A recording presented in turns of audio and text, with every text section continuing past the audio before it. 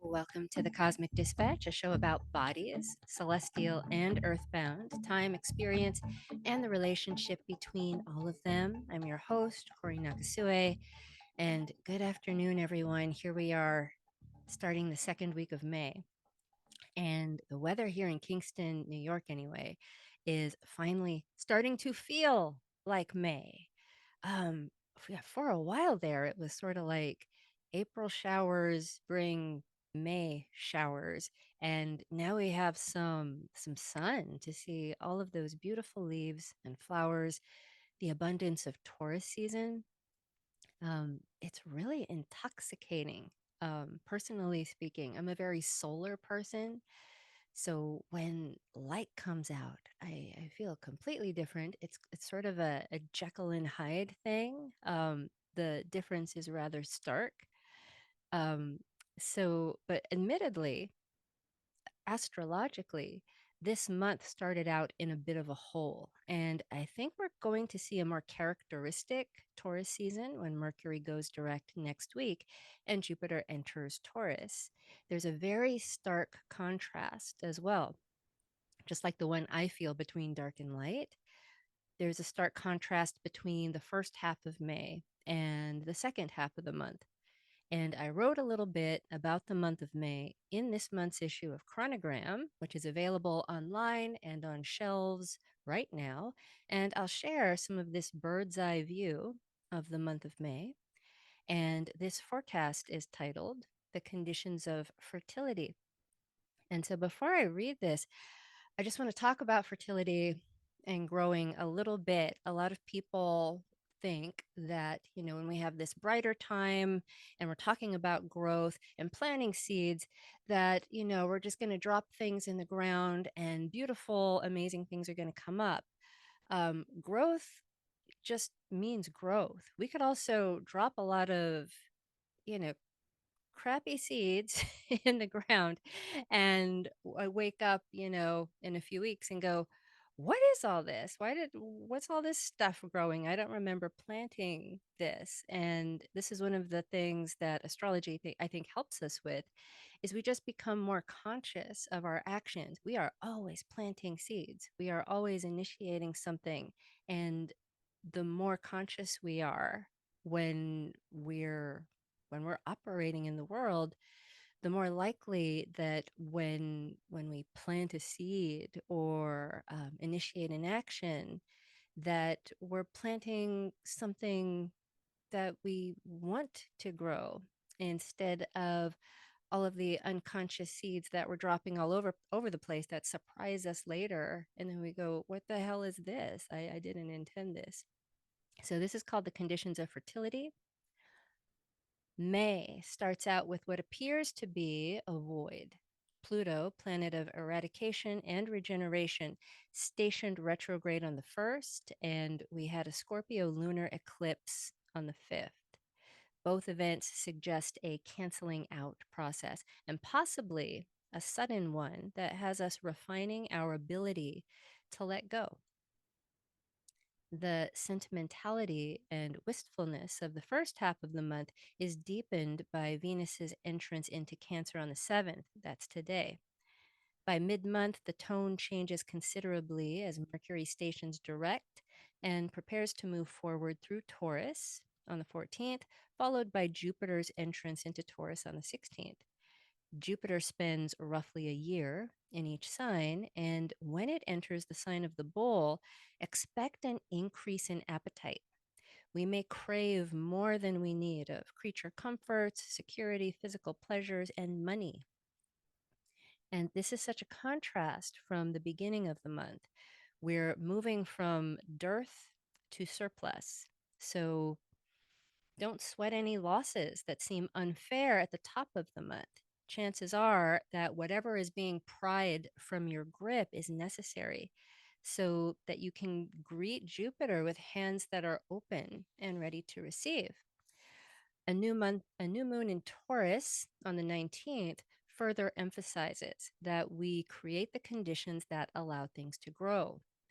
Whether you're tending your garden, your relationships, or your bank accounts, it's time to cultivate an environment of nourishment and the ability to sustain growth over time. That's key with Taurus.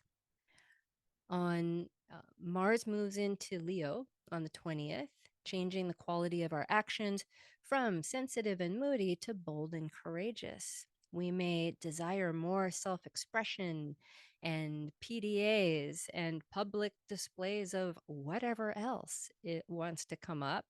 And that's going to be, I think a very refreshing feeling after that 6 week power down of Mars in Cancer that we will be coming out of. And adding to this sense of extroversion is the sun's transition into the playful realm of Gemini on the 21st.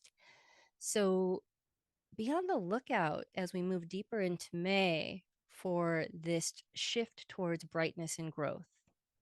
I also want to share the horoscope for Taurus today. And since we're in Taurus season, this could apply to a lot of us.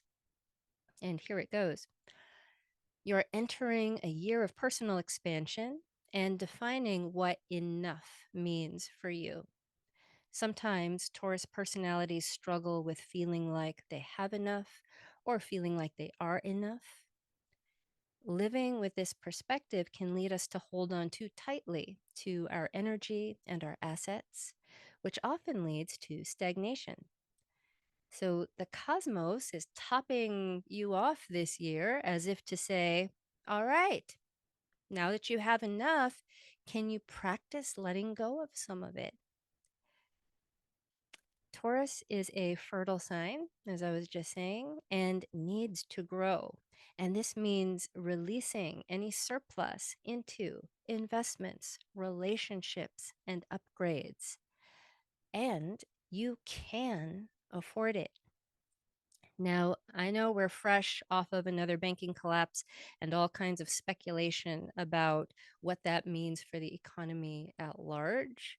Most of us probably need to hold on to our dollars.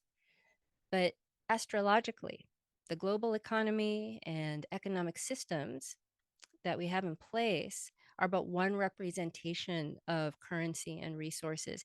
And chances are that if things are failing and collapsing, that they need to because they are not viable. And if they are not viable, they are not promoting growth.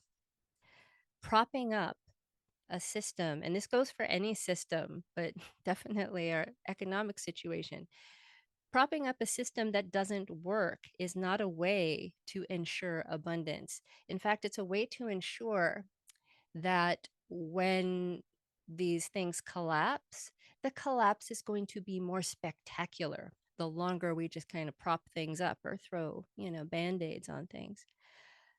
And sometimes the first thing we need to do to be able to truly receive anything is to let go of these ways of doing things. And no surprise that news of, you know, that last banking collapse, I think there was another one since then, actually. Um, but that broke on Pluto's station retrograde last week, right on time. And you can listen to last week's episode where I talk more about that Pluto station. You can find that in the archives. And you can also listen to last year's Taurus season episode about economics in the Cosmic Dispatch archives as well. And I'm going to move on from this economic topic soon, but I have a challenge for you for the rest of Taurus season, and it's a question or a series of questions. Aside from money, which I view as a placeholder and symbol of all the other things that we exchange, a way to recognize value, but there's a lot of ways to do that. What are the things you truly need to survive and even feel abundant that you can get without money? And when I ask myself this question, I think of things like nutritious food, clean water, shelter, experienced people who can help me with things I'm not experienced in, love and friendship, interesting and inspiring activities for me to participate in. And if I think about these things creatively enough, I can actually source a lot of these things without money or maybe for very little money. And I think it's unrealistic for most people to completely divorce themselves from capitalism. It's far too pervasive. But I can think of ways to rely less on that system and feel more abundant with my time and energy. Another question: how can we fill our lives with more quality and less filler? And I find that these quality things that we can fill our lives with, if you really thought about it, like the things that bring us real pleasure, deep joy, they're actually things that are not they don't fall in line easily with this transactional way of being. They're things you can't buy, actually. Um, yeah, definitely something to think about. For the entire time Uranus is in Taurus, which will be for a couple more years. And these types of things, the way we value things, the way we exchange, they are in flux and they will be in flux for a while. So that's a bit about the currency and value part of Taurus. But today I actually wanted to focus on another aspect of Taurus, which is embodiment and voice. And to do that, I've invited Nate Speare to join me today. Hi, Nate. Are you on? Hi, Corey. Yeah, There's I'm your here. voice. Thanks for having me. How are you?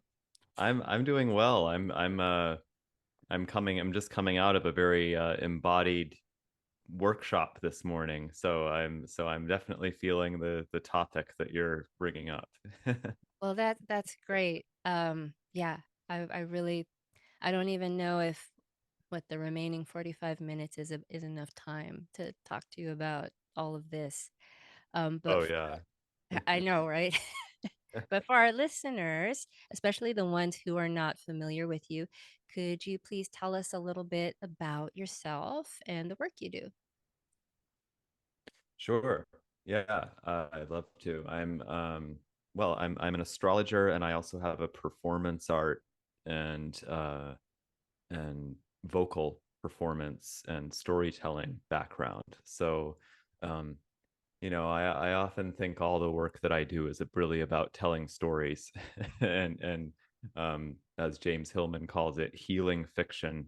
Healing fiction itself, healing or reframing the idea of the fiction that we put ourselves into, and so I very much work in this sort of mythopoetic line of like what is it to use astrology to create to tell ourselves a new story about ourselves and about life's meaning. And we could use the fancy word mythopoesis.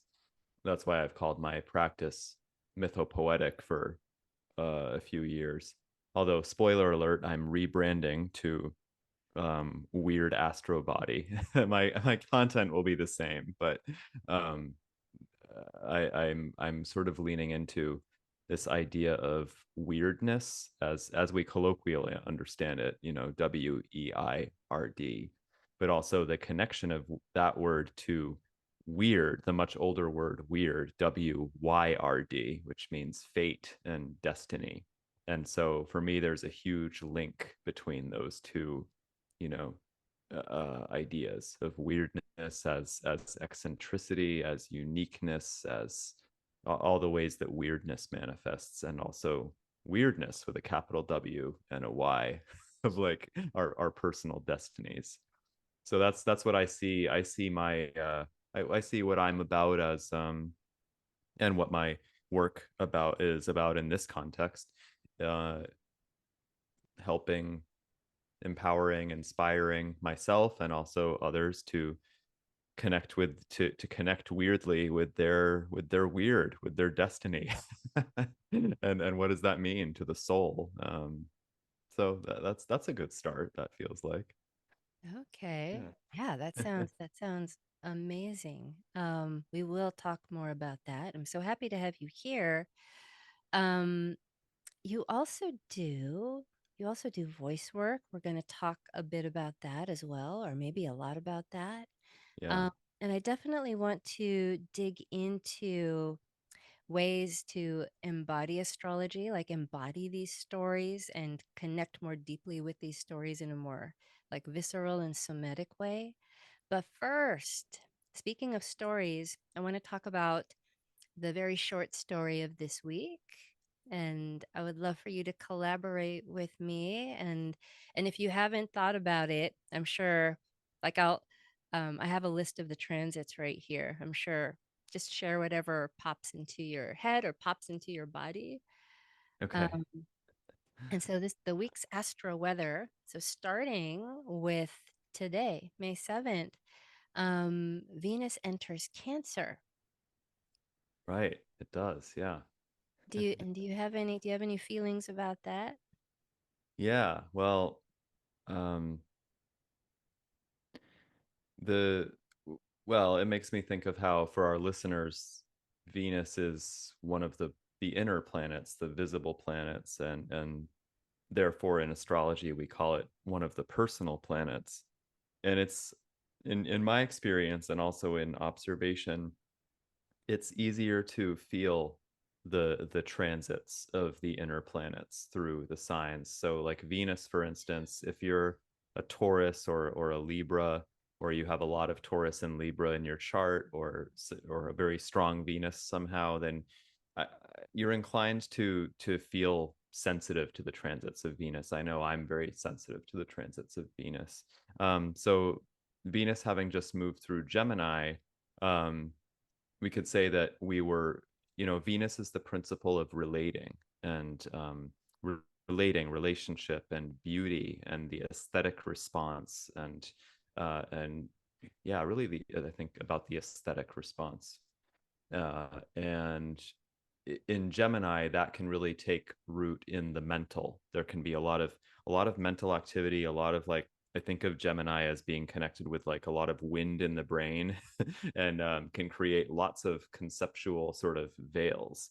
But Venus in Cancer is moving to a more watery place, and I think of Cancer as, so much of Cancer, we equate that sign with the family, but I think that um, one of the important sort of things to reflect on about Cancer is that in this day and age, we have to sort of imagine the family in a new way. I think I was just talking about this a little bit in my workshop this morning, actually, is that because someone had a Venus in Cancer placement, um, that it's not the fantasy of the nuclear family of, a century ago or longer, is no longer the perhaps the paradigm of family now. I mean, it could be for some people, but there is another, as we're going through these cataclysmic geocosmic changes, and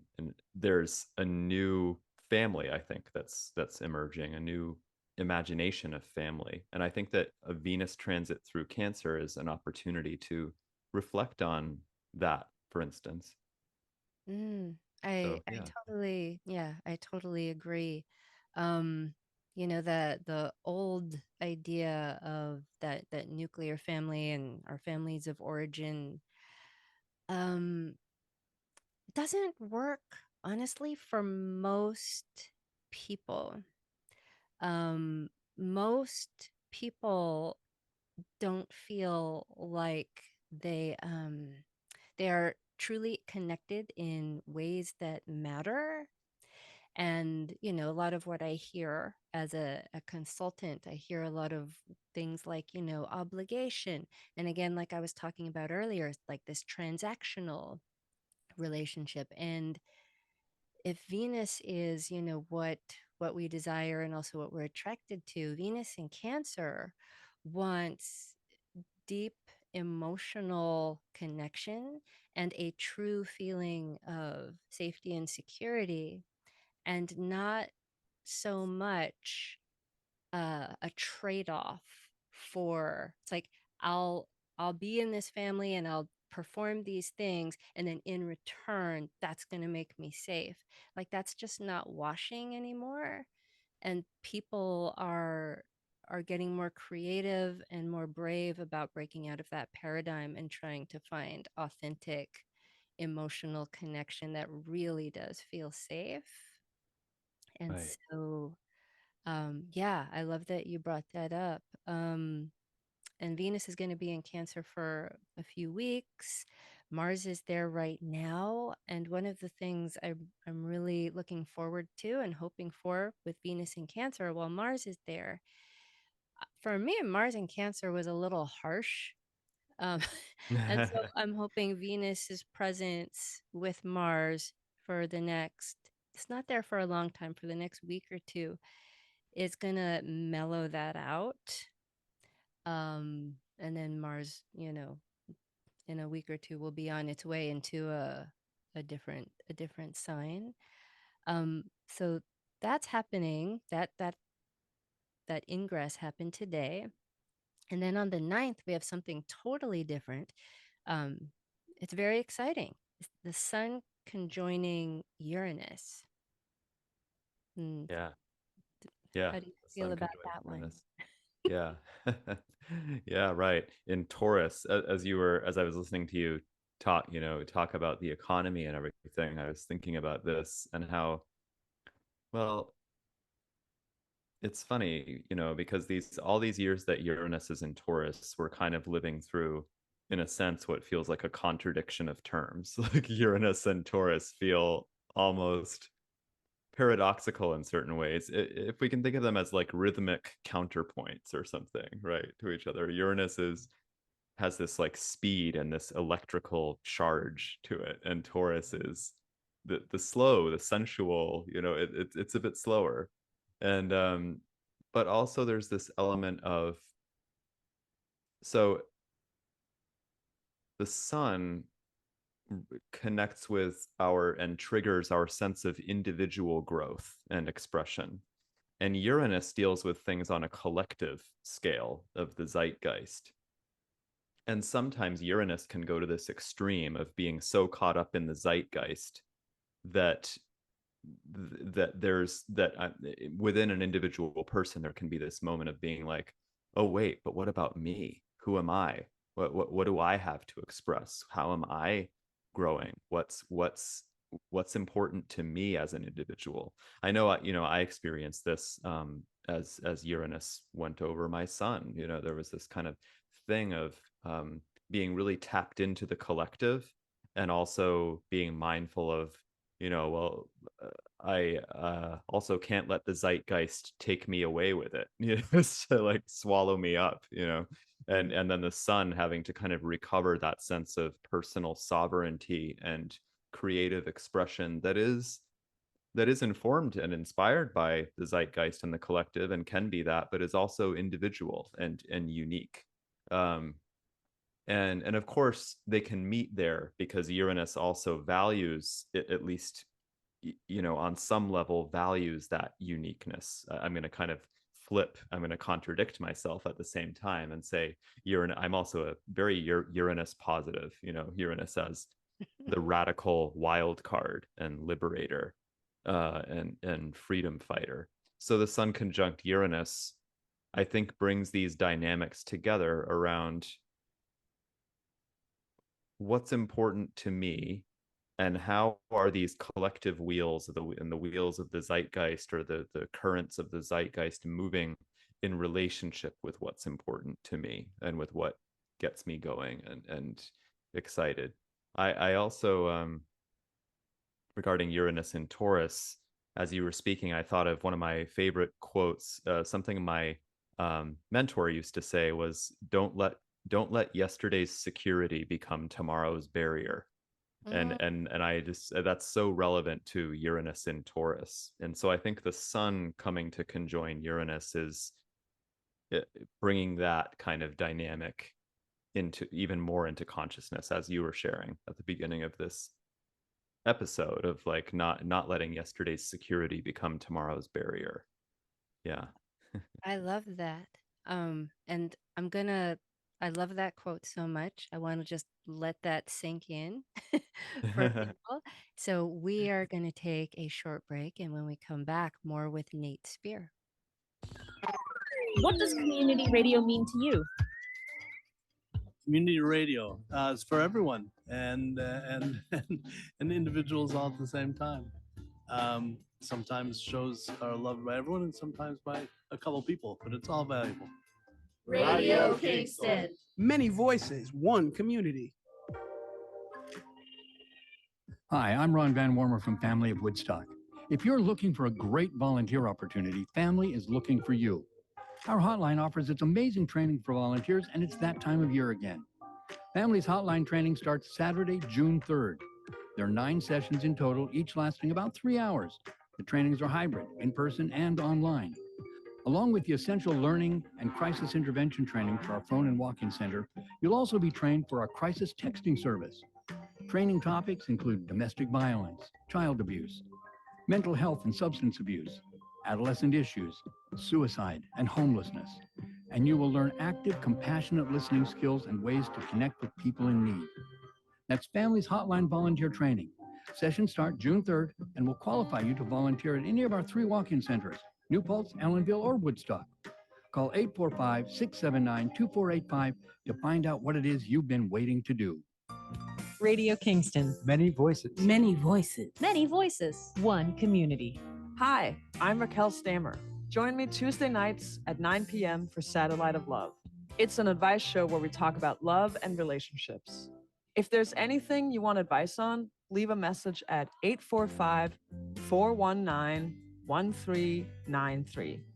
Or send an email to satelliteoflove@radiokingston.org. It's not only romantic relationships, but anything that touches on relating, whether it's getting along with a friend or roommate, or you've got challenges with a relative. I'm not a licensed anything, but I'm really interested in issues of consent and coercion and power struggles and how we get along. Satellite of Love. Satellite of Love, an advice show, Tuesdays at 9 p.m. here on Radio Kingston, AM 1490, FM 1079, and anytime at radiokingston.org.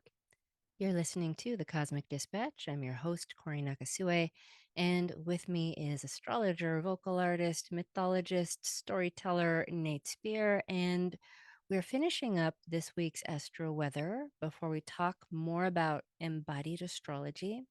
But before we get to that, I want to remind you to send your questions, comments, and suggestions to thecosmicdispatch@gmail.com, and check us out on YouTube and Instagram. We use your questions and suggestions on the show. We really do. That's one of the reasons Nate is here today. I think, Nate, when I had you on the show the first time, I had enough people tell me that they're like, who was that? He was awesome. Bring him back. And so, okay. Like if you ask, ask and you shall receive. Perfect. Happy to be here. And so, yeah, we really do listen to you. And what you have to say gives the show a lot of variety and dimension, and we really appreciate it. And I want to try to hurry up. There's a couple more things happening this week, but I really want to get to the embodiment section of the show. The next thing we have coming up is on the 12th. We have a third quarter moon in Aquarius, which I usually don't talk about the third quarter moon, but we're just coming off an eclipse. Mhm. And so that, on the 12th, whatever you experienced on Friday, that wasn't too long ago. Am I messing something up? Yeah, no, that's the 12th. Yeah, that's right. Third quarter moon, May 12th in Aquarius. Friday, we had the eclipse. Whatever went on around that time, there might be another realization, a culmination, a turning point, some kind of more internal consolidation of whatever was experienced, whatever came up. And with third quarter moons, we're like surrendering some things based on realizations and turning points that come up around whatever happened at that full moon. And Nate was just speaking so eloquently about Uranus, and Uranus is the modern ruler of Aquarius. And if you don't subscribe to modern astrology, it has a correlation with Aquarius. Um, and so and then Pluto is still very still in Aquarius. I feel like last week and this week, there's a lot of this Taurus Aquarius energy knocking up against each other. And so I think that third quarter moon is going to just keep echoing those themes about the collective, about what's tried and true, and what I want to hold on to, and what needs to be, I talked a lot about that last week. And then on the 13th, Venus in Cancer, which Nate said a lot of awesome things about, trines Saturn in Pisces. And I have a feeling that that aspect, we can reach out to that one to stabilize anything that the more Uranian energy and Aquarian energy might have pushed out of joint as far as Taurus types of things. If there was a problem, like Uranus and Taurus, Aquarius and Taurus, we're in Taurus, we're talking about the things that we depend on to be solid. Like this is the ground beneath our feet. These are things like food, shelter, money. We depend on these things being there. We depend on them, having a certain place in our lives and working a certain way. Aquarian / Uranian energy is going to take those things and bust them up. And, whether or not that entrenched habit or way of doing something needs to go, it's a shake up. It's not like, Uranus being in a fire sign or an air sign where they're just, sparking information and energy. This is material stuff. So it can be a lot more disruptive. And so this Venus Saturn trine, Venus in Cancer, Saturn in Pisces trine that's coming in on the 13th, I think might be a somewhat of a stabilizing influence. But I also know, and I also don't usually talk about semi-squares, but sometime this week, I didn't make a note of it because I don't usually talk about them. There's a Venus Uranus semi-square, I think like on the 12th or something. And so yeah, we're still getting zapped in some of the places where we really don't want things to change, or we don't feel like we do, even though maybe we know some things do. It's going to be hard. But that's why I think Uranian energy in Taurus is so useful. Where we could hold on to things for way too long, Uranus is just not going to allow it. It will force it from your grip. And so, but yeah, we could go on, but we actually can't go on because we need to get to this other stuff since we're talking, so much about things that are entrenched in the actual physical body. So, but that's what the week is looking like. And let's move on to Taurus topics. And Nate, I don't know your birth chart, but I do know you have the sun in Taurus, which, is kind of no surprise after all you've shared. And is there anything you'd like to share about your experience with that placement? And you can bring in, well the stuff. I think Taurus,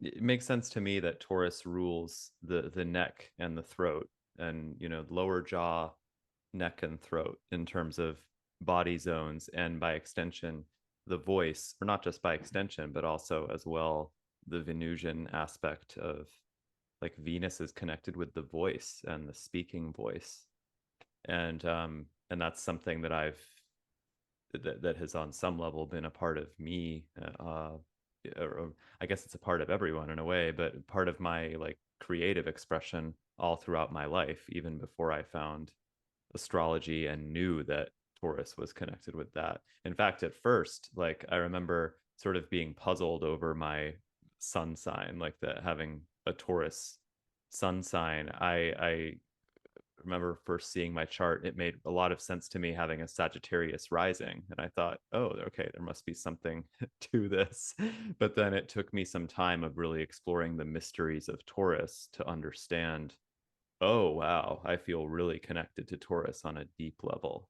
Because there's so much. I think the voice is a big part of Taurus, the voice in speech. Um, the philosopher Giorgio Agamben says the quote is something like, listening to the voice in speech, that's thinking. And for me, that's a great quote for instance, Mercury in Taurus, because um, there's this aspect of the voice being this the vessel that contains thought and sensation, and this element of tasting. The Taurus placements are like having to do with taste and feeling, and tasting it in that neck, throat, voice box sort of area, I think is a big part of the Taurus experience. So I'm trying to use language that brings it back to the body, because I know that's, a big part of what we're trying to do. Wow, thank you. Yeah. Yeah. So when cuz I have some vocal training, probably not as much as you. I did a lot of acting training, and that's where my vocal work came in, but I'm more of a movement person theatrically. But thinking about the voice and taste, and we're thinking about, Venus and attracting and bringing things in, like we are able to nourish ourselves, or we get the impulse or instinct to nourish ourselves m- largely because of there are things we want to come in. And so if something tastes good, I keep thinking about this word mouth feel. Like if something has a good Yeah. mouth feel or tastes good, we are more likely to want to ingest and receive. And it's about attracting nourishment, even though a lot of yummy things aren't, particularly nourishing, but it's that taking in. And I'm still mulling over what you said about the voice in thinking. I'm I'm still absorbing that. I think I might have Yeah. to think about that one for a while, but um the the voice is it contains something for me, like when I encounter the voice of another person, there's there's something about the person contained in the voice that I receive that I don't get from their words or their movement or what they look like. And it's such a powerful and intangible thing, which is why like I know there's more in there to what you said, and I'm not really well versed on astrology and the voice in particular. So I'm glad you brought that up, and I'm wondering, like, so today you did a weird astro bodies. Did you Yeah. do like vocal exercises? We did a little bit of um naming certain things. We did speaking. We did speaking in group about desires, and the title of the event of the morning was the erotics and shadows of Taurus. And so people got a chance to explore desire, um and asking to be seen in certain ways, and um naming of certain desires, but we also did we did more movement today, asking, seeing, we actually went through people's charts very briefly, and looked at people's Venus placements and asked the universe for guidance on it. It could be inspired by the chart, or it could be something that they just knew deeply in their being about something about themselves that they really liked. And this quality about you that you really love, imagine that that's making you move a certain way. That's in your body, and like you're flaunting it, like it's this glamorous, elegant, sexy part of you, and it's making you move with a full awareness of that, and in a way that makes you feel good.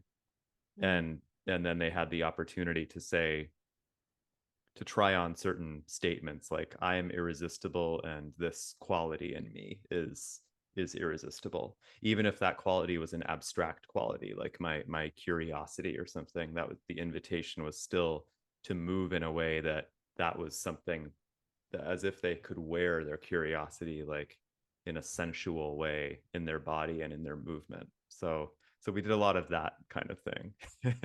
That Yeah. that's so valuable. And that's like a perfect example of like something you could practice so that the connection between these stories, whether they're very internal and personal or more external, you can you can engage them in a felt way.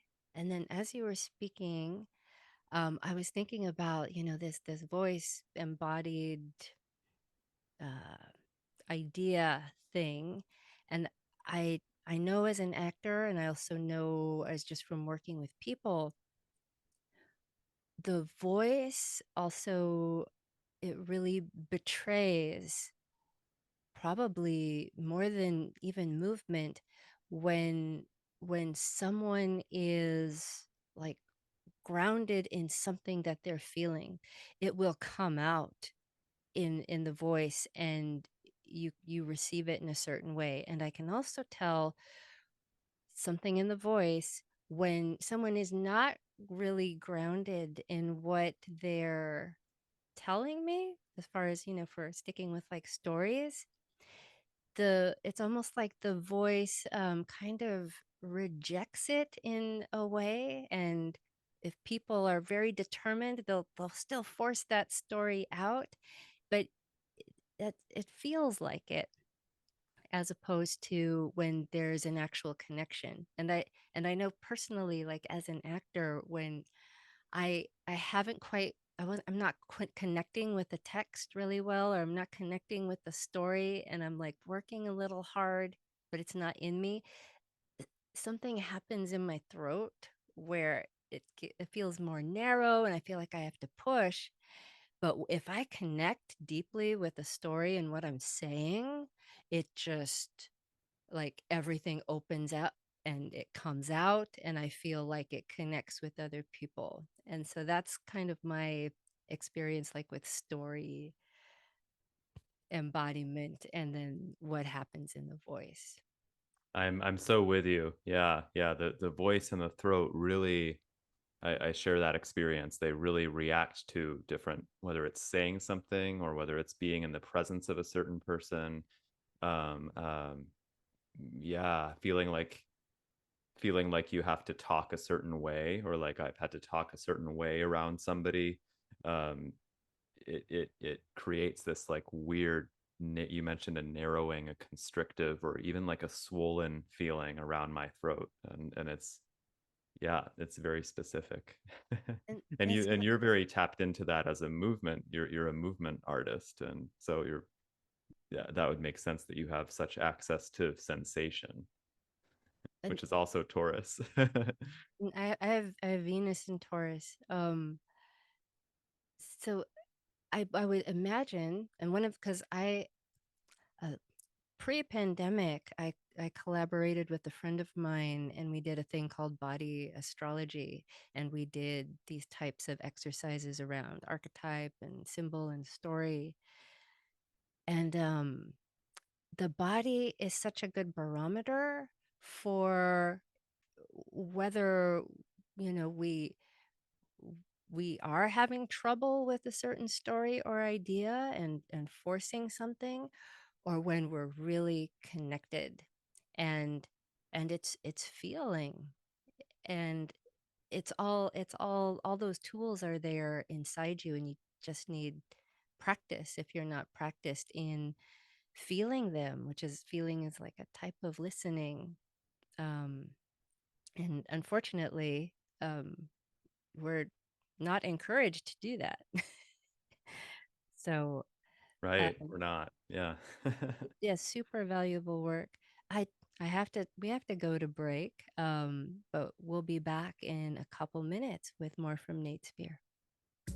Hi, I'm Sharon Williams from the Ulster County Office of Employment and Training. If you're looking for a summer job, we may be able to help.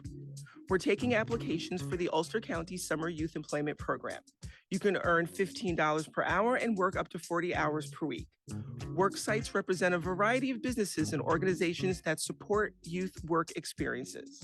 To qualify, you must live in Ulster County, be between the ages of 14 and 20, meet household income qualifications, and most importantly, want a summer job. Applications are available until May 19th. To get more information, please call us at 845-340-3170. Or if you're ready to fill out an application, you can visit us at ulsterworks.com. Idakoye Oyasi, Radio Kingston. Many voices. Many voices. Many voices, one community. Out. Chante Waste na Pechus al Pielo. Miecha, Ein Tiokas and Ghost Tours. Join me for First Voices Radio, Sunday nights at 7 p.m. here at Radio Kingston. We'll bring you indigenous perspectives from every continent on Earth. That includes your discussions, music, and interviews. We choose the right to be who we are. We know the difference between the reality of freedom and the illusion of freedom. There's a way to live with Earth and a way not to live with Earth. We choose the way of Earth.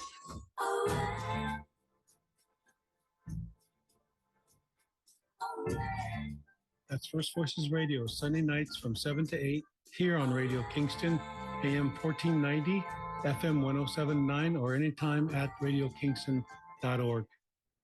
You're listening to The Cosmic Dispatch. I'm your host, Cory Nakasue, and with me is the multi-talented Nate Speare, and we were talking about embodiment and the voice and Taurus and a lot of the interesting work that Nate does. I want to talk about the Astro-Erotics, and I think this is such a apt time. It's May, it's Taurus season.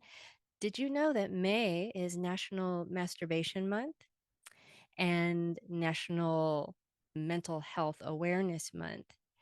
And as far as mental health is concerned, I'm just going to say a blanket statement. I think probably one of the leading situations, I don't want to say reasons or causes, but situations surrounding mental health is disembodiment. Would that be like I don't know, would you agree with that? Yes, absolutely.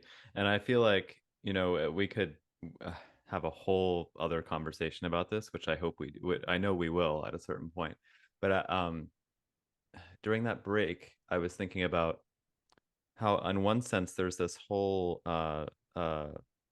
and I know you were in the middle of a thought stream there, but there's this whole kind of trend of somatics right now. In a way, somatics is coming more and more into consciousness. But in another sense, it's almost like it's this other form of specialization and this kind of niche field that some people are quote unquote into, which is kind of further supporting this whole thing of this sort of conceptually divided world that is interconnected, but nonetheless kind of conceptually fragmented.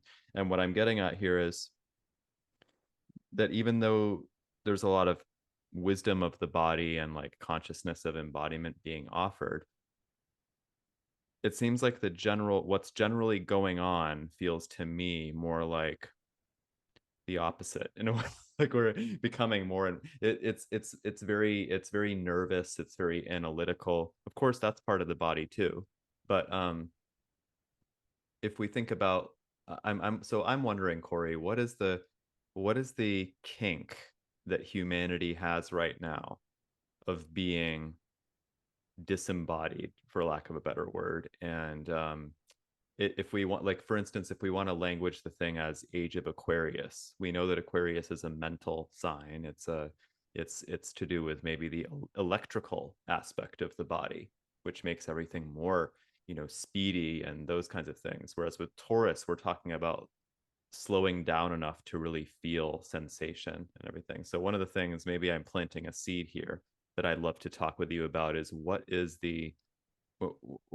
what's humanity's kink for being disembodied, and does that symptom, I'm thinking of like sympathetically entering the symptom, does that symptom serve a purpose in the evolution of consciousness and its shadow work? So I want to plant that seed, but also honor you were in a thought stream and to talk about astro-erotics. Yeah. Oh my, that is a I want to have like a 2 hour long special conversation with you about that. And I love Yeah. how you framed it as a kink and Yeah. framed it as something that can actually that might be serving us if we were then to enter into it consciously and embrace it. Like Yeah. it's this whole like paradoxical thing that just kind of keeps like folding in on itself. But yeah, but I want to talk about the erotics part of your practice. And the astro-erotics is different from the weird astro bodies, even though you work with erotics and the weird astro bodies. Yeah. Well, yeah, the weird astro bodies is my sort of monthly, that's a container of monthly group practices online, but astro-erotics is one of the streams or the threads of, it's like we all have our, as astrologers or as, whatever we do, we all have these threads or undercurrents of our work, and astro-erotics is, it's part of the whole, it's part of the cauldron, it's part of the mixing metaphors there, but it's part of the weird, it's part of the weird with a Y, the destiny. So yeah, it's a core element of my work, sure. And is that more of a like meetup or discussion group as opposed to like a practice oriented group? It's so astro-erotics is more of it's a body of work, basically. It's a title that I use for to name a body of work that deals with the relationship between astrology and sexuality and relationships. So that could take the form of practice groups, or it could just be, talking about it the way we're talking right now. And there's sort of a body of ways of working with the planets and signs in the context of sexuality and relationships, trying different experiments, including partnered experiments and also solo. And I'm going to be offering an event on it this summer, for instance, in person in New York, and also I think there will be something online as well. Yeah, so it can take many different forms, but basically it's a body of work and practices around astrology as a way into sexuality and relationships. And do you have a background in tantra? Like, do you pull from that practice as well? Yeah, well, I'm a practitioner of Urban Tantra, which is a stream, a flavor of Neo Tantra, taught by the brilliant Barbara somatic sex educator Barbara Carellis.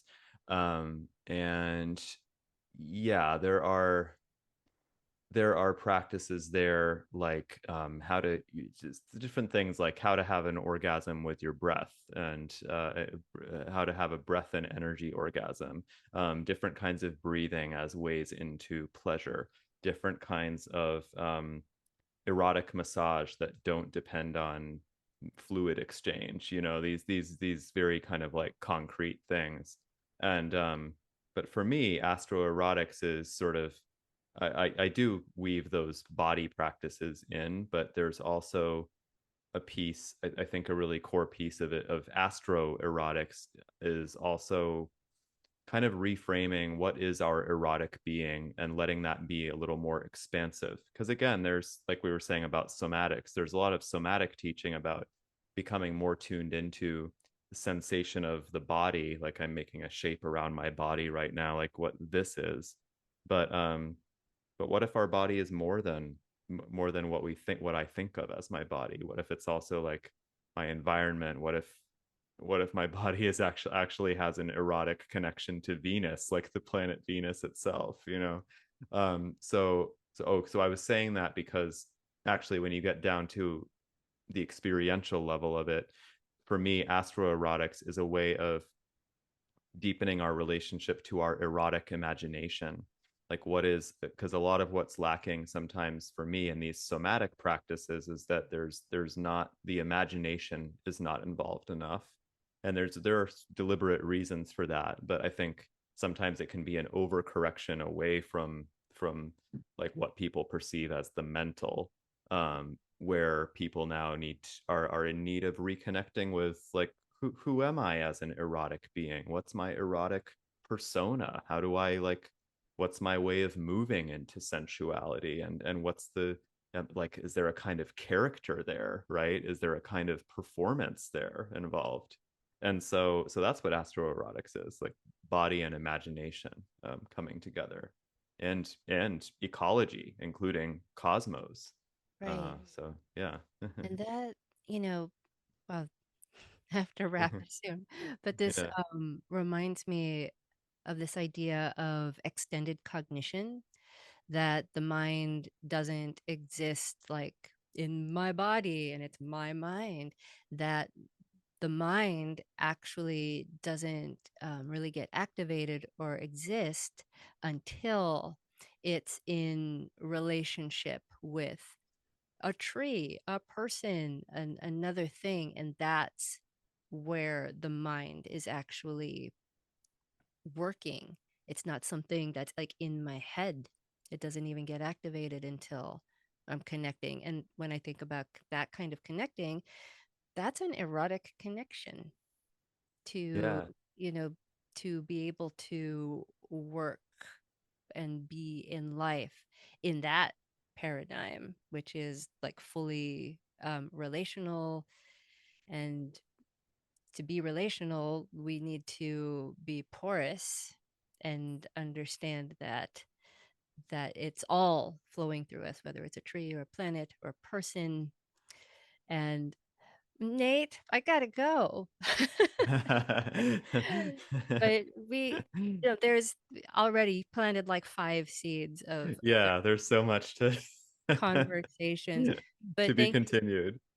thank you so much for joining me. There was like a nice little taster of like what Nate practices and what he offers, and all of his information will be available in the show notes and in the archives. And I hope you enjoy the rest of this week. Take advantage of this like wonderful Taurus season and enjoy. Pleasure. And I'll see you next week. Same time, same place. Take it easy. Bye-bye.